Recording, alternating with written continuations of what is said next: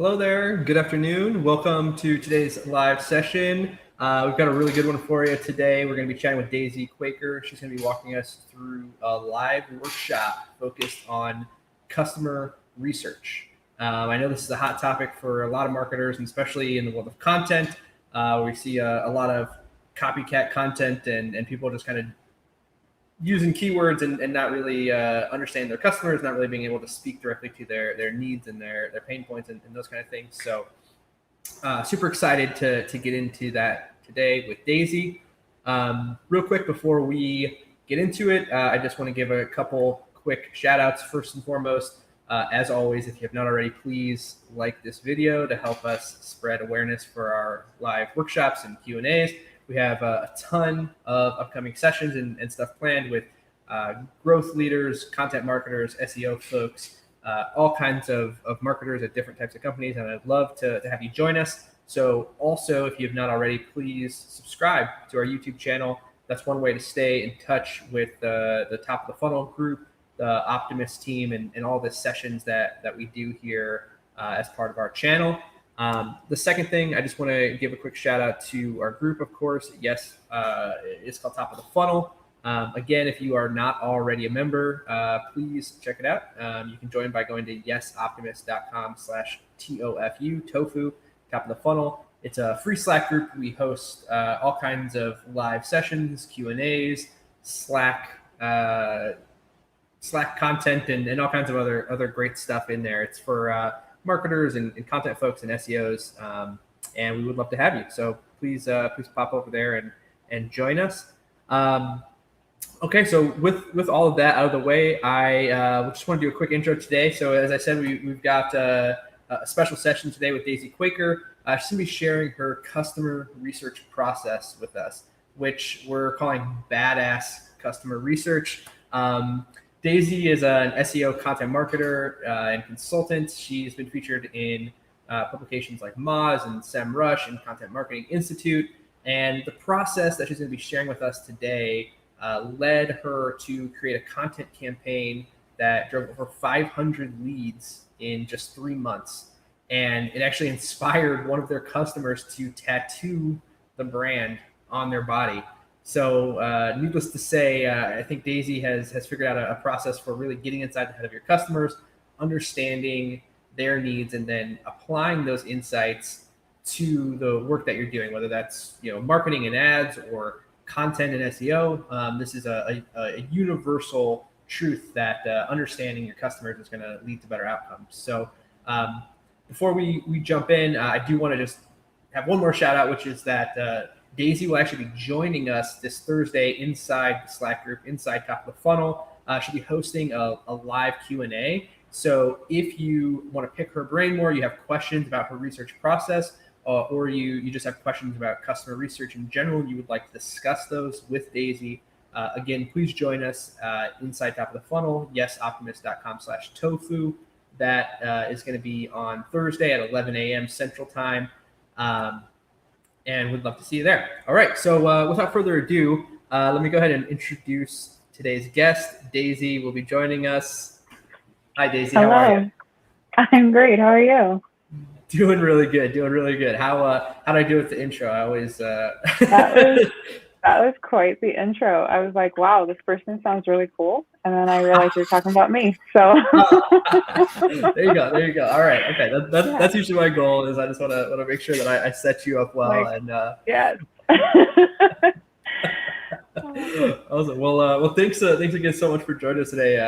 If you can't already tell, I'm super excited to jump into this. I know, for us, for Optimist, our team, and myself personally, customer research is one of those things that's just an evolving art and science. There's never feels like you do enough, and it always feels like there must be a better way or an easier way.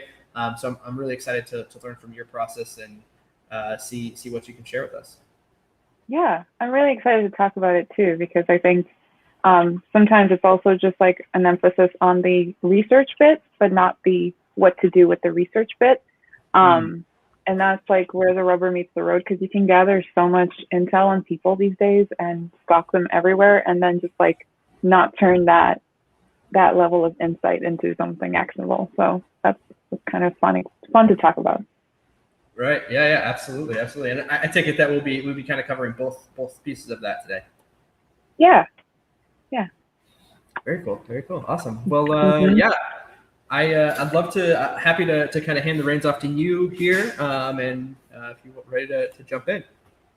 Okay. Let me start sharing my screen and insert the presentation here. Okay. So give me a sec while I.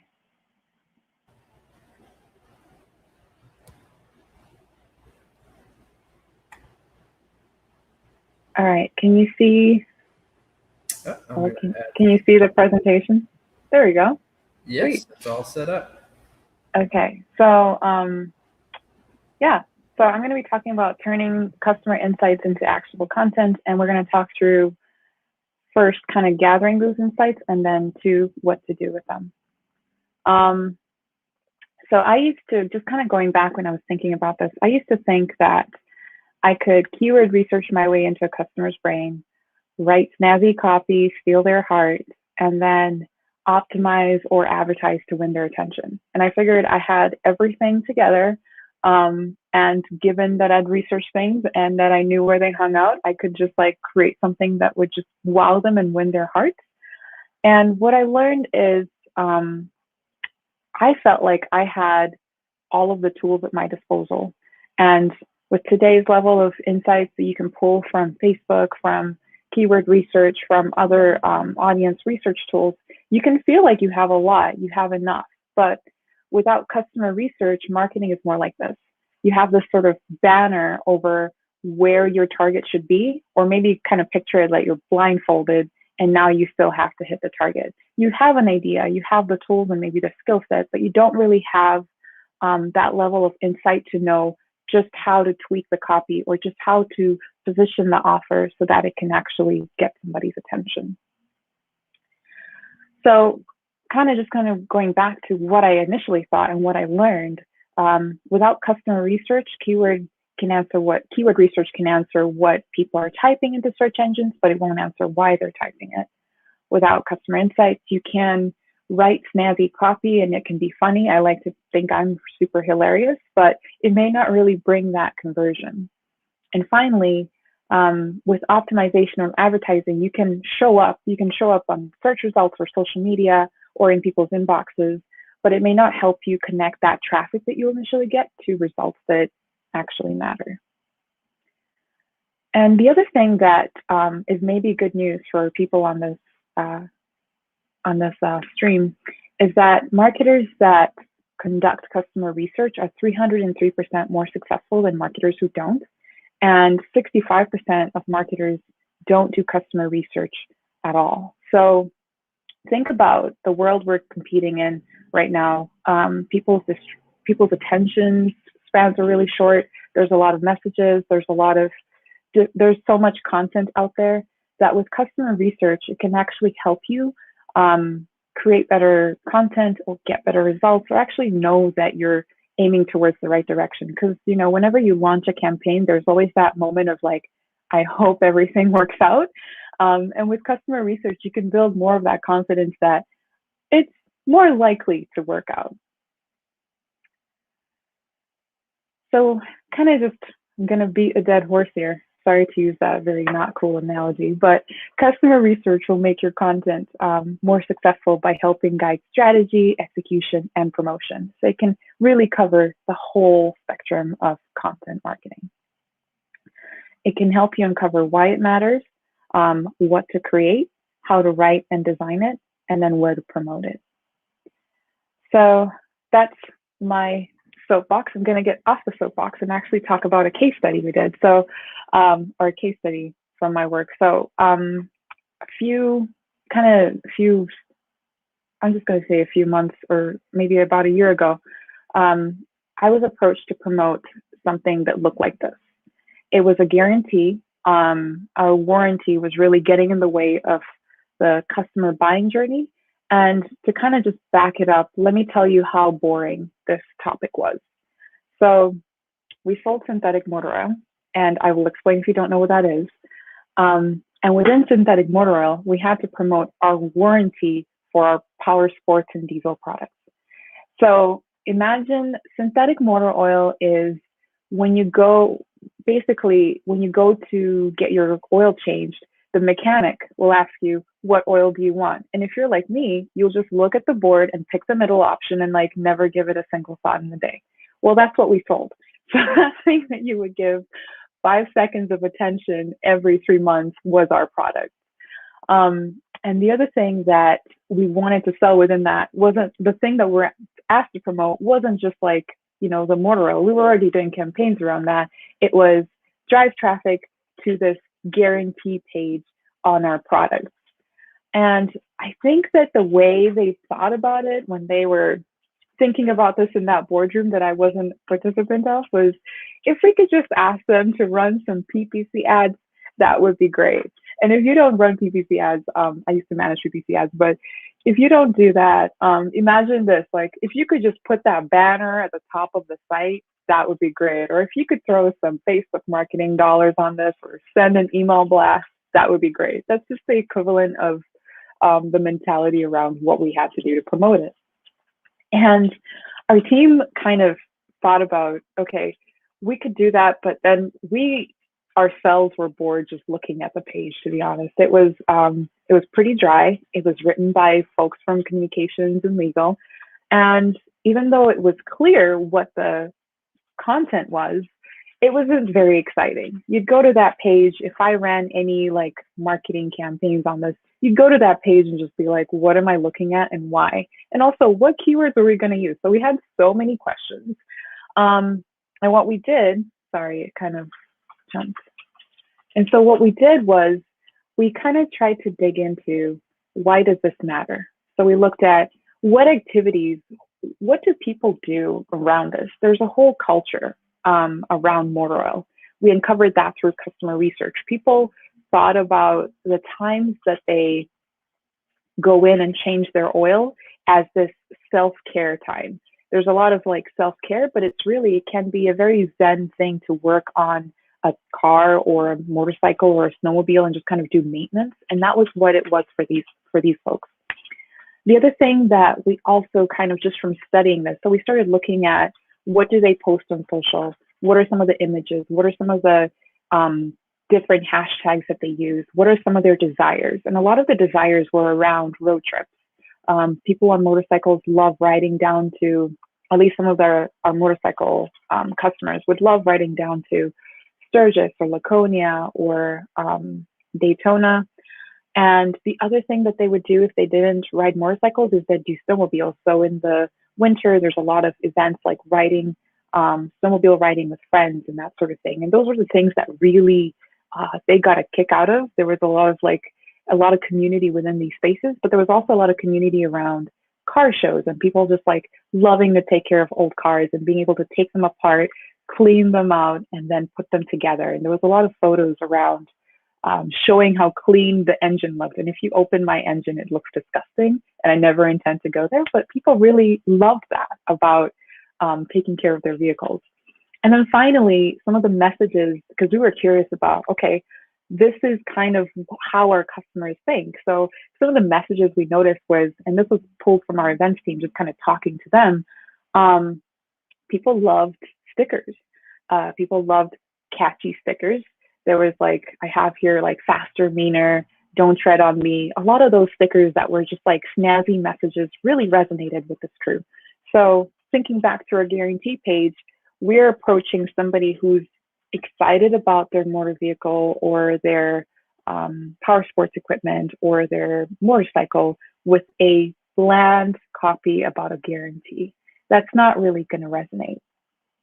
And so we tried to figure out, what is the thing that we could, so just kind of stepping back, what is the thing that we could take our guarantee that could connect to what we understood about the customer?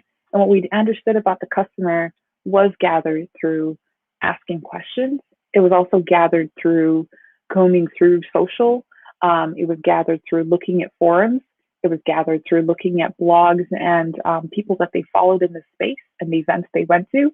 And so knowing that, what was the thing that we could sort of tie these two ideas together? And the thing we landed on was freedom. Our audience was very patriotic. Our audience loved the idea of independence. Our audience loved the idea of adventure. And so freedom kind of felt like a good, solid ground to kind of tie all of these different concepts with what we were offering. Because the thing we were fighting against was the idea that you had to, if you used our products, you could void your warranty. And I'm gonna try and keep this very simple and not boring. But by using our products, the manufacturers would claim that you would void your warranty, and that's technically illegal. And it was important to mention that because people were hesitant to buy our oil when it wouldn't have affected their vehicles. So we landed on this concept of freedom, freedom to ride, freedom to take care of your vehicles however way you choose, and most importantly, in our case, freedom to buy our motor oil. And so kind of bringing all of that together, we landed on the Runs on Freedom campaign. It was initially This Baby Runs on Freedom, but our communications director was like, let's just mix that baby bit. And so Runs on Freedom was important because we felt like, one, it connected to the values that this audience stood for, but also if you stuck it on your motorcycle, you stuck it on we could see it on people's trucks. We could see it at these events where people were proud to show their logos and proud to show their stickers, that it was about their equipment, not our oil. And so if you even look at the sticker, our logo is there, but it's kind of at the bottom. The real emphasis is the message itself and the pistons. And then we tied that, so that was the emotional appeal. And then we tied that with a video that then explained, technically it's illegal for anyone to tell you what to do with your car. And then with that emotional message, we then added, you can also get some free stickers, which was our lead generation for this campaign. So if you want a free sticker, give us your email and your address, and we'll mail them to you, no cost, no questions asked. And because of that, one leading indicator of success is we had 500 leads in the first 3 weeks. And the other indicator of success, and this kind of started to come out later, was we sponsored some teams, and some of the teams started having our logo on their jerseys and their shirts. And then we also started seeing this pop up on social media. And we saw it like people that we sponsored really loved this idea and ended up using it as part of their trucks. So it was not only loved by the influencers, but it was also loved by everyday people that, I think this is a dune buggy or something, but that love this kind of stuff. I should have researched that before. So last but not least was the lagging indicator of success was going from that stale page to something so captivating that someone out there felt connected enough to that message to get it tattooed on their body. Now I have 0 tattoos, but I think that you give it a little bit of thought. I think this guy gives it a little bit of thought because there's no other tattoos on his arm, to really go and say, this is the thing that resonates with me. And so that was like a really powerful moment for our team, because we got a sense of, not only do we sit in boardrooms talking about warranties and just being bored out of our minds, but we can then translate that into something that can really connect with our audience and help them see themselves in this picture. So just to kind of come back to it, customer research helped us determine who our people were. Again, we were piston heads, for lack of a better term, why they might care about this issue, why freedom was important, why this warranty was important. It helped us to determine what to create. We decided on the landing page, the video, and some targeted social media ads and the sticker, because we felt like we weren't going to have to explain the whole thing to them. They wanted a quick answer. We needed a catchy slogan. We needed something that could fit into a sticker to capture leads so that we could also report on, hey, we also got some names from this. We needed it all to be very simple messaging. So kind of thinking about, we needed this message to be able to stand out on social media, but also be so compelling that the people would use it beyond the campaign itself. It helped us determine how to communicate it. Again, short, snazzy copy, quick video, here's a sticker, here's your rights, thank you for defending freedom, kind of all came together. And then also it helped us figure out where to promote our messaging, which I think as marketers can be where everything can fall apart, or where it can really be successful is once you create something and you've put your heart and soul into it, how do you promote it effectively instead of just like blasting everything, which I guess is a tactic as well. So I really believe that customer research will make your content more successful by helping guide all of your efforts. Because again, it will help you put your product or idea in the right context and in your customer's worldview. We're going to talk about how to start doing this today, but before we do, I wanted to ask, does anyone have any questions? Is that something we do on this, Tyler? Because I didn't know. Yeah, absolutely. Happy to take any questions. We did have a couple chat messages while you were going through that. By the way, Daisy, I'm not sure if you're able to see this on your side, but Jenna says that coming from hardware store marketing, this is very relatable. Oh my gosh, yes. You know my pain.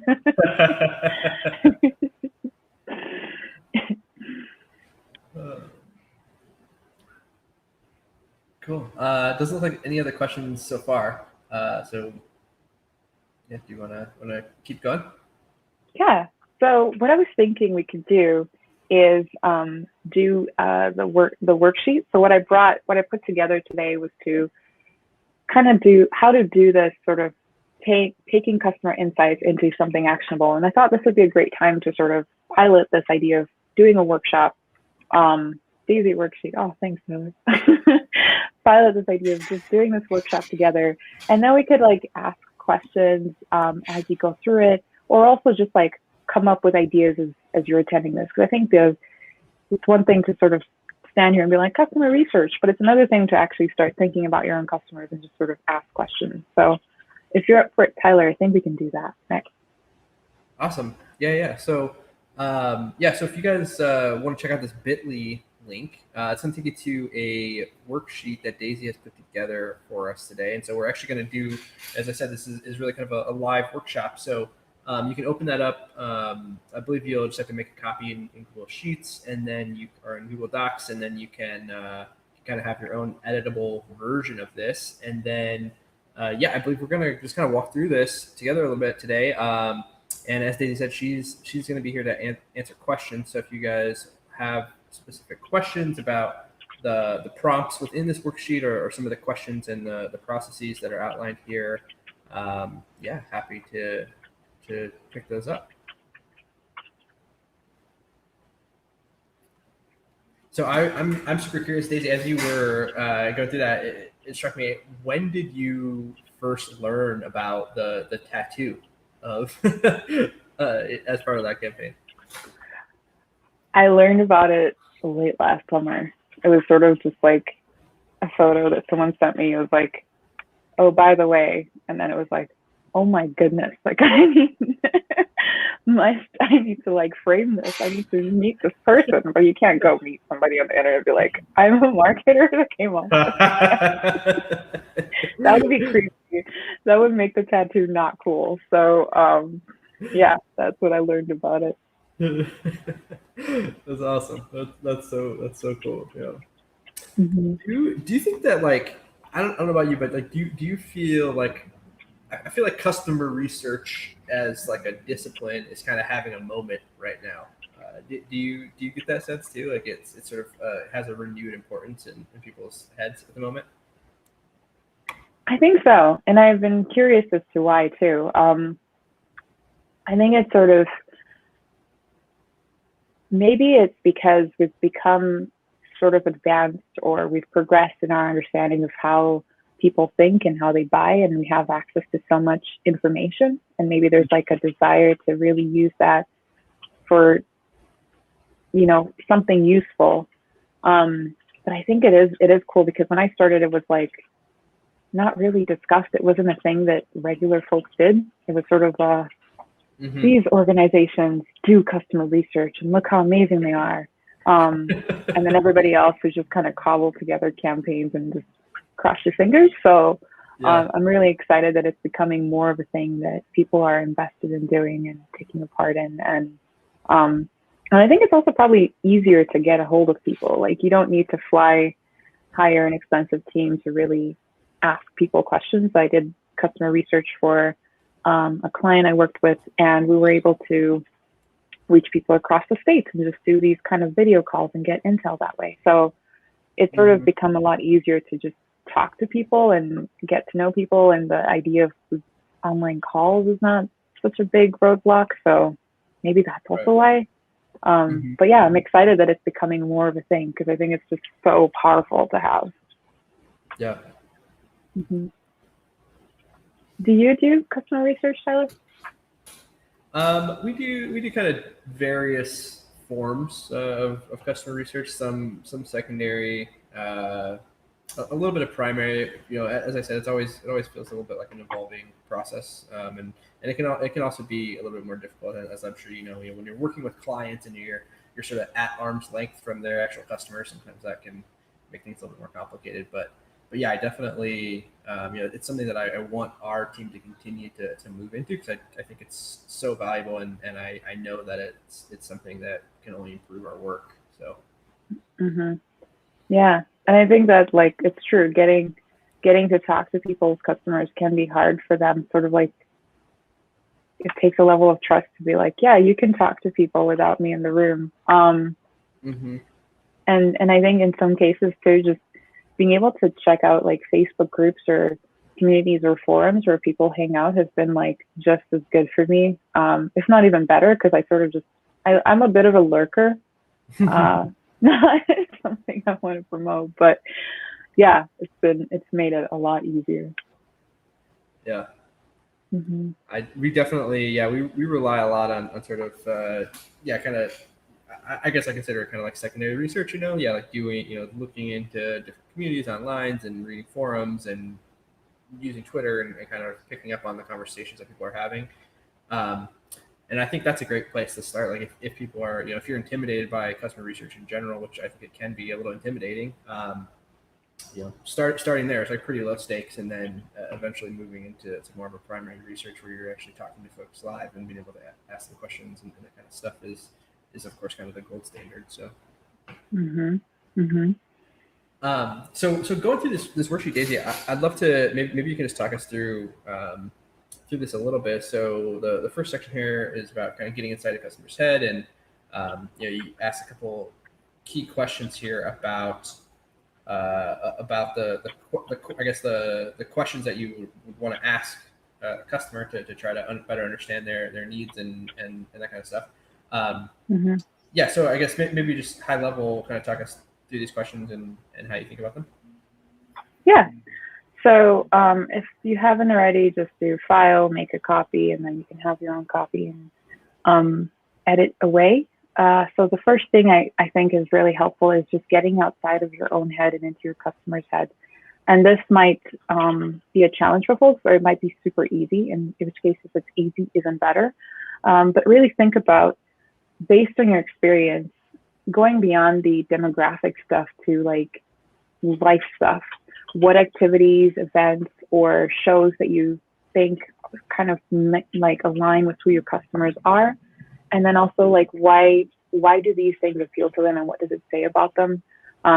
Why would, for example, if you like a TV show, lately I've been into like tropical movies. What does that say about me? I live in a cold climate and I need some warmth in my life. And then given your customers' worldview, why should your customers care about your product? So whatever you're marketing, even if it is a hardware store, why would customers care about coming into the hardware store?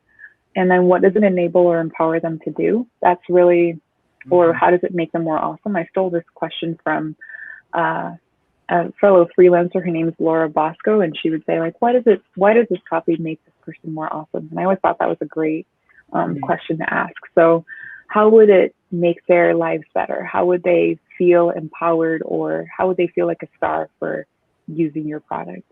So these are just like kind of getting in their headspace. And if you're able to just like breathe through this, it makes the next part a lot easier. Do you want me to talk through that, or should we pause and see if folks have any questions? Yeah, well, definitely. If the folks on the stream here have questions about this first section, please feel free to toss it in the chat, and we'll pick those up. My question is, we talked a little bit about this, of course, but like, I guess what are sort of the mechanisms by which people should be answering these questions? Like, how do they find out the answers to these? I would start with what you know. And so if you have no customer data at all, I'm going to start there because that's probably the hardest place to start.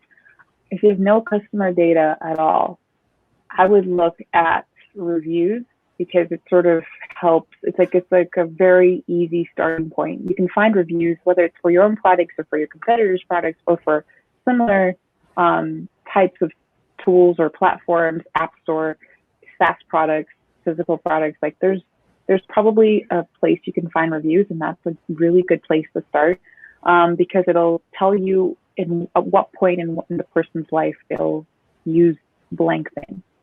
Mm-hmm. The other thing I would also do is use a tool like SparkToro to type in who your audience is and kind of just gather insights on who they follow, what they amplify, what content connects with them. SparkToro does lean more heavily into Twitter versus platforms like LinkedIn, so it might have limited it might not be as applicable if your audience primarily hangs out on LinkedIn. But if they do, then I would also look at what are some of the, because if you work within the space, you probably have a few accounts that you follow just to kind of know what people are talking about. So what are some of the sites that they promote or talk about? And what I like to do is then I plug that, I take whatever site it is and I just plug it into BuzzSumo and I see what types of content resonates with folks. So that's kind of my way of thinking through this. And that can help you sort of, it may not help you answer the events that appeal to them, but you can start to figure out the celebrities, or if you can start with the conferences, then you kind of have an idea of who is known in that space. And so you can sort of start to look at what is some of the content that you know this person puts out and what does that look like. And then some of these do take a bit of digging and a bit of like analysis. So why do these things appeal to them? That's a question that's hard to guess at. I think it's super helpful to be able to ask that of actual people, like why does this product appeal to you? But if you can sort of look at comments, if they're social media comments, I think that might give you some clues. And then kind of understanding your customer's worldview, that you might gather from experience, like from sort of lurking and researching in all these different places. So that's one way I would start if I didn't have like if I didn't have the awareness of like who our customers really were, or didn't have the opportunity to actually talk to people, I would start with what I can find on the internet. And the other thing I found really helpful is going to events where customers tend to go. So when I was working on this campaign, I went to a couple of car shows and just kind of walked around and saw how clean people's engines were and chatted to folks. And I think that as the world's opening up, that might also be an opportunity to sort of kind of like, you might not get the budget to do customer research as in depth as you want, but you can probably get a chance to go somewhere and talk to a few people and sort of gather intel that way. Mm-hmm. Does that answer your question? Yeah, no, that's super helpful. That's similar to some of the processes that we do. And I think your first example is one that we rely on a lot, like reviews, especially in the world of like tech and SaaS. You know, if I can get on Capterra or G2 or whatever and really dig into the reviews for a customer's product, or even sometimes their competitors or other products that have similar functionality, and really you'll be surprised what you can learn about how people think about these things, how, you know, and it goes beyond just like, I like this feature. You know, a lot of times people will say like, this feature saved me tens of hours every week, and like now I can do this, or like, you know, sometimes it's like, now I get to spend more time with my kids, or like, you know, there are sort of like some deep like human insights that you can get from just reading something that seems kind of mundane. Mm-hmm. And positions, I think that's like, especially in SaaS, like what is the title of the person who uses this product? What do they look like? Where do they fit in the organization? That can also be really helpful, because sometimes, you know, when I used to work in-house, sometimes you did things to impress your boss. And sometimes you did things because you were passionate about them, and sometimes you did things because they were required of you and you just had to make it as painless as possible. And those are three different motivations that I can think of too. 100%, yeah. So okay, so if we're thinking about step one, I'm thinking about this as like this is like the part where you're just kind of like gathering everything and just kind of like laying it out on the table, right? You're just trying to get like a survey of like what do I know, right? Or Hmm. what have I learned? And then Hmm. step two is where we're actually starting to like maybe look for some patterns and try to put the pieces together. Yes. So I call step two choose your adventure. Um, and I like to just start with one or two. So pick one or two areas that you can apply these insights. Do you want to apply it to your distribution? Do you want to think about it in terms of your messaging, or do you want to think about it in terms of keywords? Um, Depending on where you feel, kind of just point to where the pain is, depending on where you feel like there's the most opportunity, I'd say start there. Mm-hmm. Because then sort of, it's really wonderful in that when you start going through this process from the awareness of who that person is or why they might be feeling this way or what they might be hiring your product to do or what their world or day to day might look like, the keyword research can also take its own sort of spin. And I've found some really good keyword opportunities that on the front end, I'm going to blank when I'm asked to name a few, but on the front end aren't necessarily related, but on the, once you kind of like take a few steps forward, are kind of tangential to the opportunities we're going after. So that's why I think keyword mapping with kind of the awareness of the customer might be a good time. And I think also keyword research is really good to brainstorm. So just like thinking about events, for example. Okay, I thought of one relating to this, but sort of tangential. Was one of our more popular posts that we did around this time because we did stuff to just sort of awareness building was 10 motorcycle trips you can take or 10 routes around one of the big events. And I don't know if you're really into the motorcycle space, they have like people will ride for across the US. There's like an iron butt challenge, which it sounds as painful as it is. Because I'm just like in that headspace. But also like people love just like riding and joining groups and stuff. So just like that was something that was sort of related to us, but wasn't really about our oil and never is really. It's never about your product. But did really well in the space. So that's just kind of like look at the activities, look at the events. What are some of the ways you can also like build in that sort of like content within those little nuggets of opportunity? Mm-hmm. Mm-hmm. Yeah, I think that's again that's sort of similar to the process that we use, and I think like I'm sure this has been said many times, but like one of the things that I always try to keep in mind is that people don't usually buy products; they're buying like solutions. Right? They're buying it for because it gives them something deeper than the feature or the functionality of your product or whatever it is.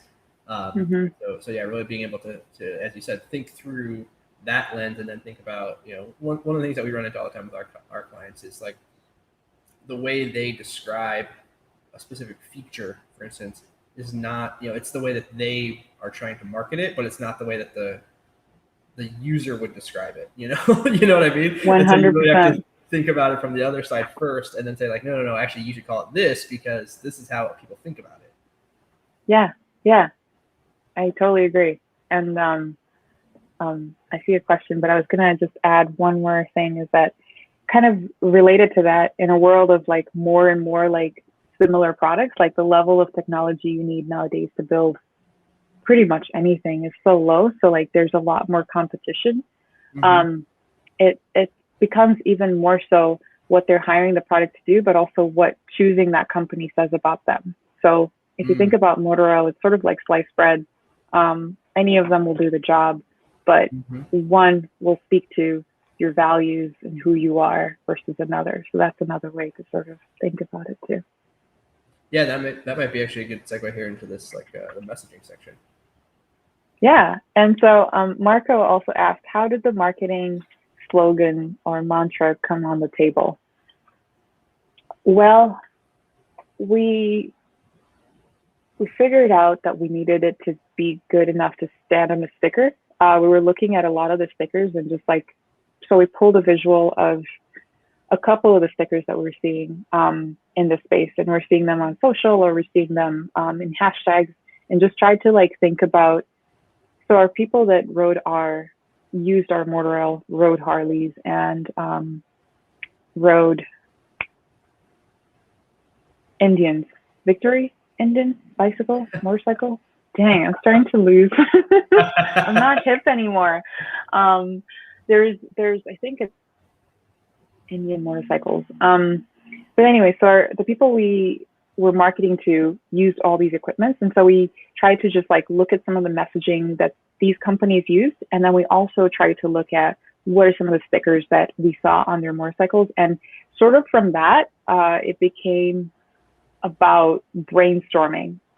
So no idea is ever dumb in brainstorming. So we threw a lot of like cheesy stuff initially until we kind of landed a little bit closer to something that was would fit on a sticker. That was like our goal, is it had to be succinct enough that someone would see it and it would just resonate. It had to be emotional. It had to have, not like, when people think of emotions, they think of love and hate and anger, but it can also be just something that grips you, something that you feel in your gut versus your brain. So it didn't, and this is kind of where it sort of started to become a little fuzzy, but it wasn't going to be about like X% of people do this. It was more about like, this is an attitude sort of thing. Mm-hmm. And the other thing we wanted to look for was something that we could directly relate to our product. So it had to be sort of, the pistons were pivotal because a lot of the stuff had pistons. So we added that, but it had to be something that had to be a connection to our product. So it had to be connected to needing a warranty in the first place, and also being on a motorcycle, and also short enough to be captivating that we could then come back and be like, okay, we got your attention, here's why, sort of thing. That was our approach. Okay, so Steve asked a question too. How would you recommend approaching a client about gaining access to internally sourced customer data from a small business client who's not accustomed to sharing data with an outside party? That is, they're reluctant to provide access, don't understand the value to the copywriting process, expect to proceed based on generalized, non-specific information, particularly if it's customer data that they might consider sensitive or too private, i.e. with an alternative healthcare practitioner. Okay, I'm glad you mentioned the healthcare practitioner. Oh, I didn't know you could do that. Thanks. Yeah, no worries. Also, so yeah, I would recommend starting building trust, because I think that's like, trust is it's everything. But how could we build trust with this client? And it might be to create copy according to what they're asking, and then to ask to run, if you're creating copy for example, landing pages, ask to like create a B test where you could pull, I think that you could start to just pull this from secondary data. So what are some of the pain points that they're experiencing with the other healthcare practitioners that your client does really well? Or what are you seeing in the reviews that your client is doing really well? And that could be I find when people are struggling to understand the value of something, whenever I'm able to show them data as to like, here's how this performs, here's how this other thing performs, the conversation sort of changes because they're able to come along on that journey. As marketers, we kind of can hang out and be like, customer research, yeah, but people can really struggle with, yeah, I'm going to give you data and then you're going to go work for my competitors. So I can understand that side. I don't think you're going to do that, Steve, but I can understand like some people think that way.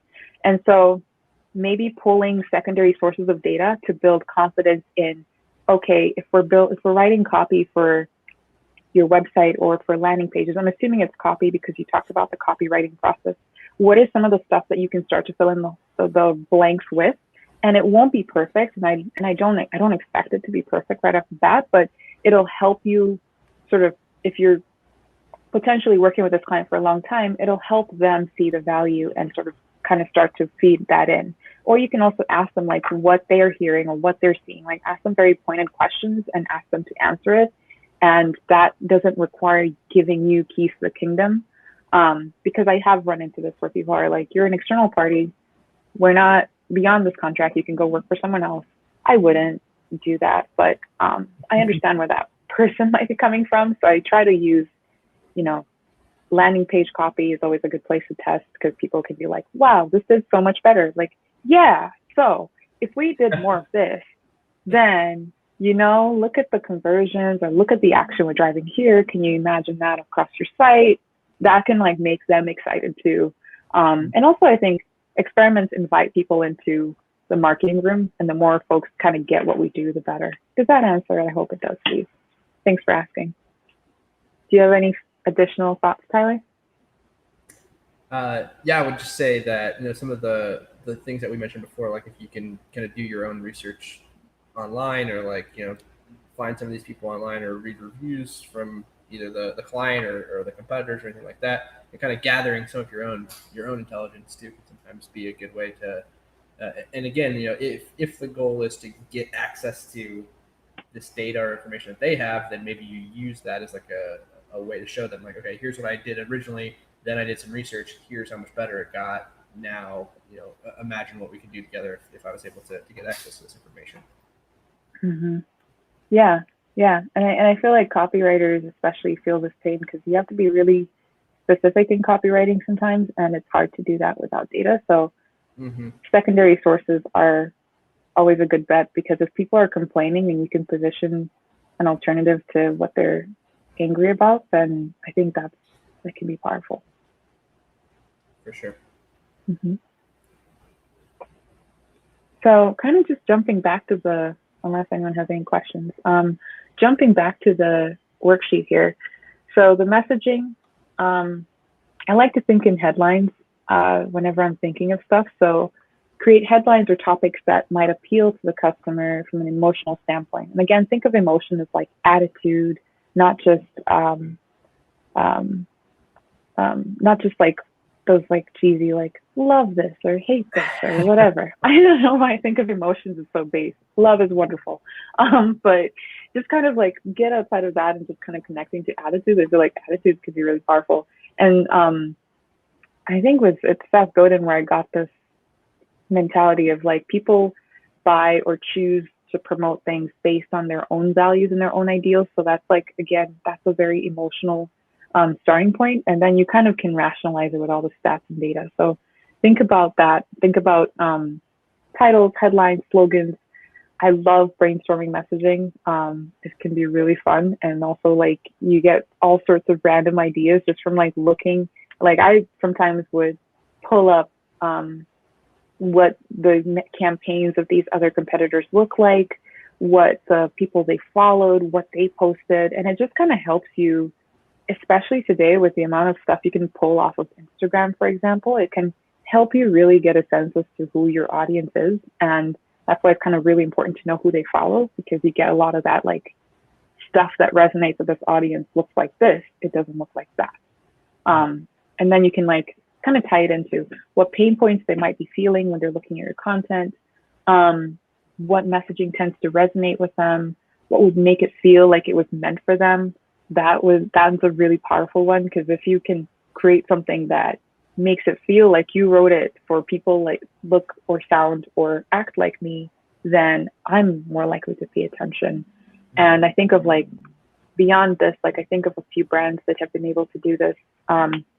Dolls Kill is one. It's a women's clothing brand, but has been able to build this like culture of community and influencers among their customers because of the attitude they project. They project a cool attitude, so that's a very easy one.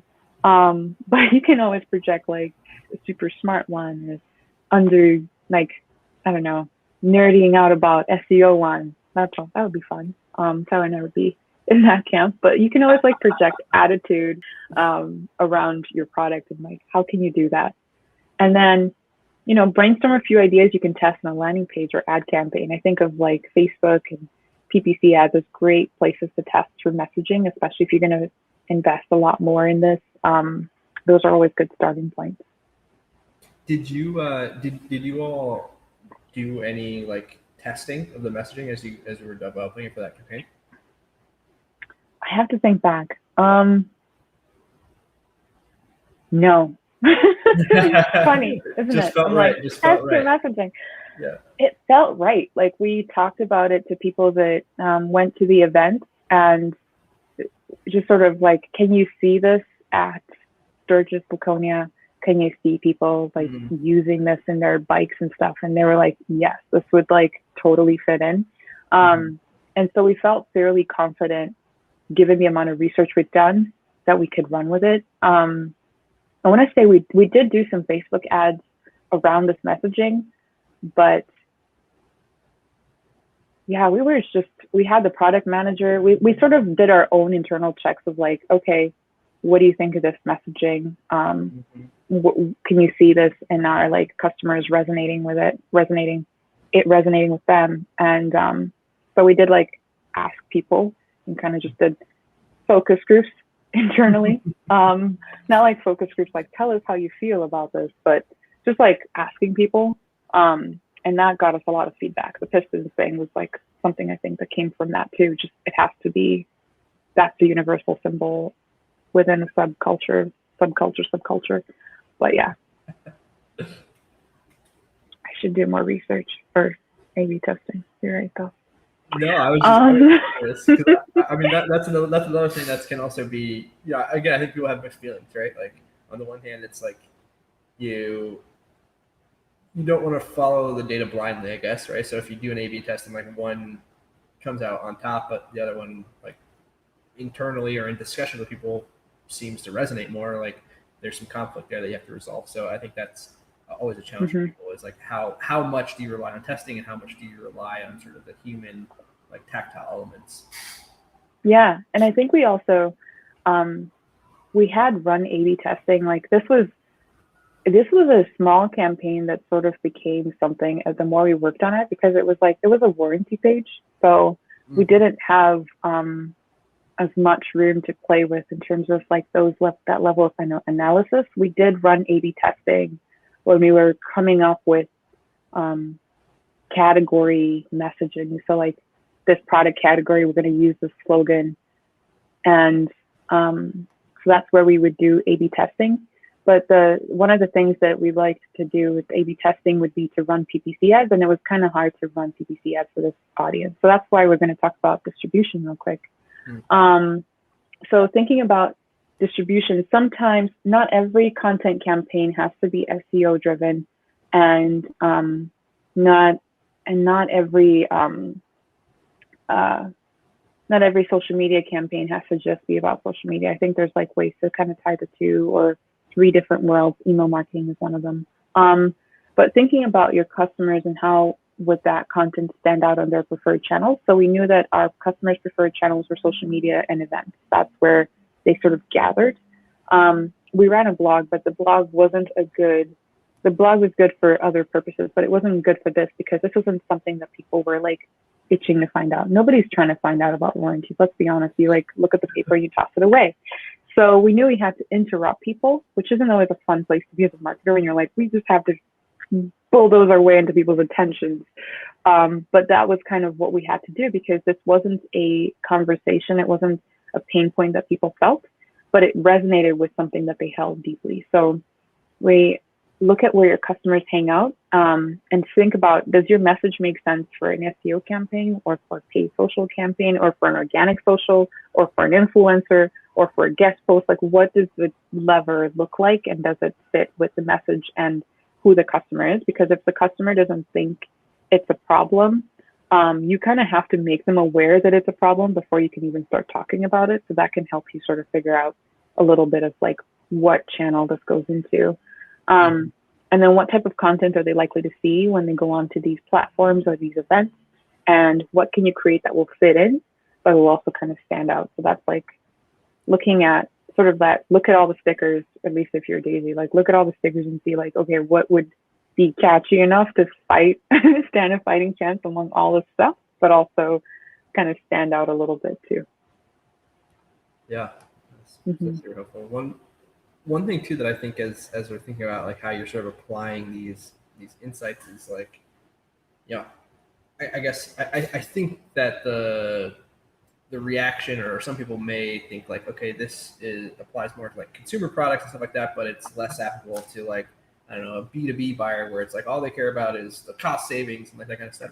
But when you really think about it, like that's not true, right? Like when you think about the messaging and how you're positioning and selling a product to somebody, like let's say it's like a tool that's going to like save them time or save them money or whatever, like, yes, of course they care about those stats and that data, but like there's also like human emotional elements that go into that decision. Like there's risk associated with making a switch to a new product, or there's fear that maybe you're like automating your own job away, or like there's all these other like human elements that also go into it that you understand once you've like done a little research and understand customers beyond just like, here's the stats, you know? And I think that's also kind of like hits at something I've felt really strongly, is that as more and more tools come out there, the ability to like tie that to the people at the other end is going to be even more important. So like AI and all that stuff, like it can't replace people, man.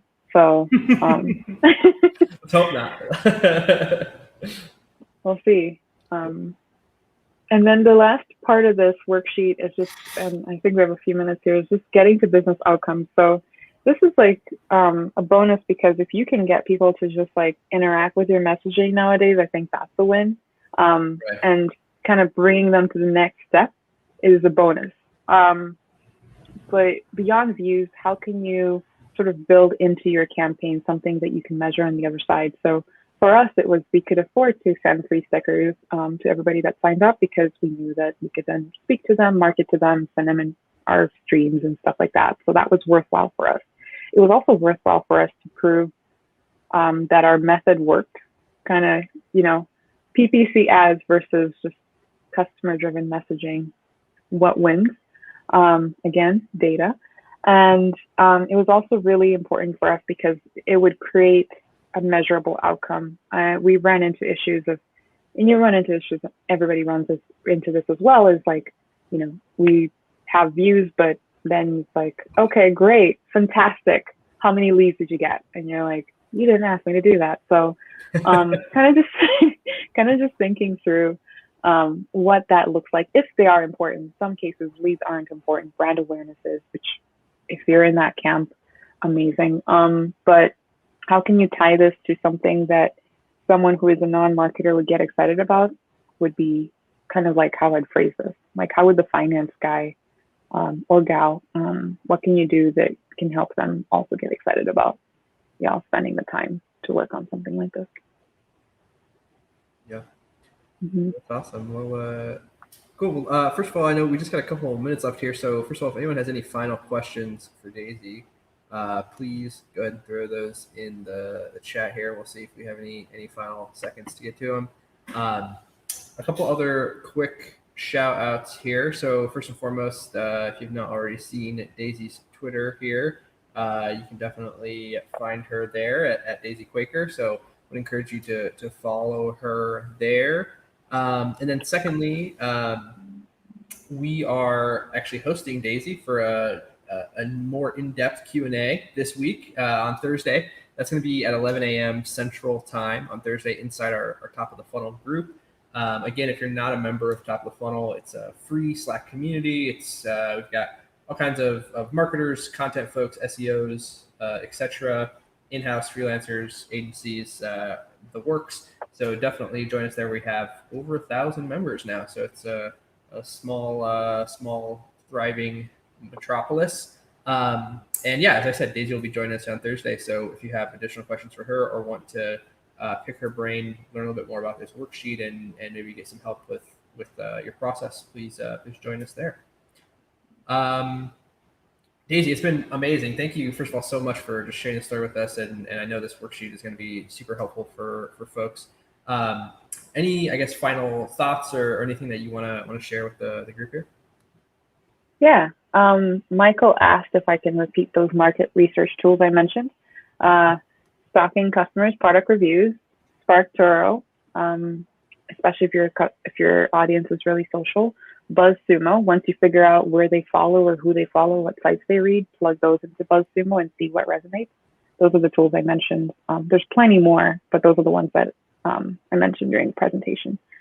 Any last thoughts? Thank you all for joining me on this Tuesday. I'm like, what day is it? Tuesday afternoon. When you have so much other things you could be doing, including staring out the window on a beautiful day like I am. But this is really cool. So thank you, Tyler, for having me. It's really cool that you have this like space to bring people together. Thank you. Awesome. Yeah. Well, thank you. The honor is ours, and thanks all for joining us today. Again, please join us for discussion in the group if you have additional questions. But and definitely come back and join us for the next live stream. It'll be in a couple of weeks. We'll be getting stuff set up there. So thanks again, and thank you, Daisy, for your time today. Yeah. Thanks, everyone. Cheers. Cheers.